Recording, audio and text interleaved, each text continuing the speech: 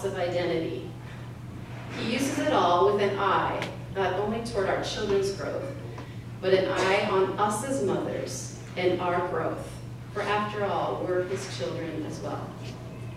In a way, God says, I'm parenting you as you parent them.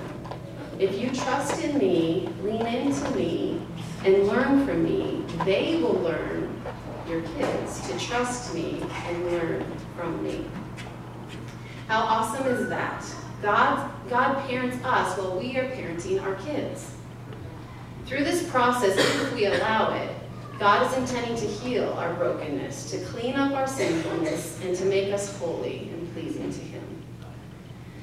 So let's look at some possible specific ways that God may be calling us as mothers into a deeper level of holiness. How is God using the parenting of our children to sanctify you at this very moment? Maybe you'll be able to relate to some of these following examples. I got the ideas for the following things from this book. It's called Sacred Parenting, and it's by Gary Thomas. He's a writer at a church in Texas, and he also works at a seminary too. But the first example, and he gives about 12, I'm just going to do 5 today. But the first example in raising our children is, the first example is this. Is it possible that God is trying to teach us as moms to value character over comfort? So what does that mean? When you're thinking about what's best for your children, whether they're 2 or 42 years old, do you worry more about their safety or their spiritual development? Do you rush in to rescue them from pain? Or do you teach them that there will be pain in life and that they can grow from it? Do you encourage them to take the easy route? Or to go out in the world and try new things in order to build character and do God's will?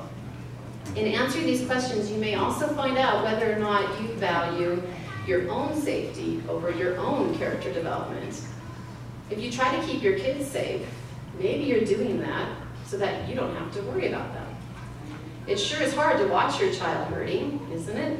Failing, falling down, crying, and not to be tempted to try to rush in and take away the pain. Instead of walking through the pain with them and modeling to them how God walks through our pain with us. And there's nothing wrong, there's nothing worse actually than lying awake at night and worrying about our teenage daughter who's out on a date for the first time. Or concerned about our adult children and wondering if they're making the right choices in their lives. But that is what they're supposed to do. They're supposed to learn, grow, and experience life as a form of developing their character. We have to be careful not to step in and prevent that. God is asking you as a mother to trust him with your child and to trust that the development of character is more important than comfort. And that goes for both you and your children. Example number 2. In raising our children, is it possible that God is teaching us how to listen? I have a friend who has a young daughter, and she loves to talk. She is a talker. Her sister once asked her if she was ever going to stop talking. And she said, why would I? Talking is my spiritual gift. There are kids that go through that stage of talking non-stop. Have you guys seen those kind of kids? And some never grow out of it. If we are parenting, it definitely teaches us how to listen in a new way. Isn't it easy to sometimes just tune out when kids are talking? Especially if they tell the same story over and over again, or if they go on with one new joke after another joke. But what if we were to see this part of the mothering experience as a way of learning to be a better listener? Even if we're bored or busy, what if learning to stop and really tune into our daughter or son is a way that God is training us to tune into his voice? Or even if our children are now adults and don't talk to us as much, when they do, are we really listening? Are we trying to figure out how things are from their perspective? Or are we just waiting to tell them all of the right answers? Listening is a form of loving.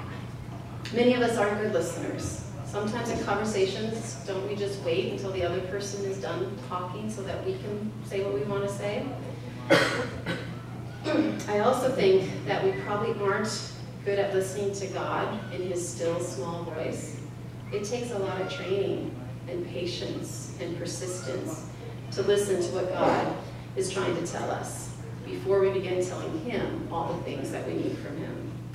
Maybe next time that our children are talking to us, even if they're driving us crazy, we can practice really tuning into them and their world.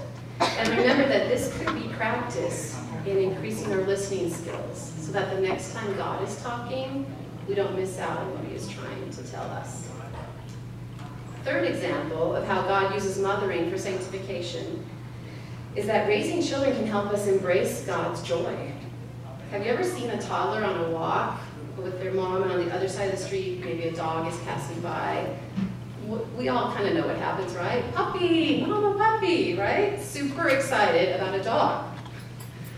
What do we as adults do when we see a dog on a morning walk?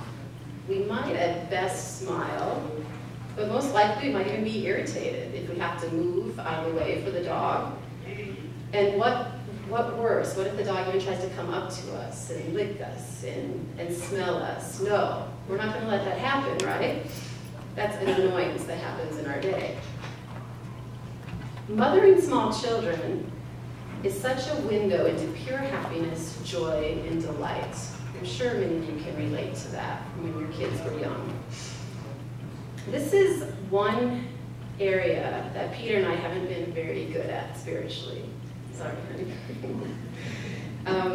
We're pretty serious. We both have heavy jobs where we deal with important things, and we talk a lot. We kind of debate about serious topics back and forth, and our house can be kind of heavy. It sounds depressing as I say it out loud. But about 5 years ago, some of you know, we had two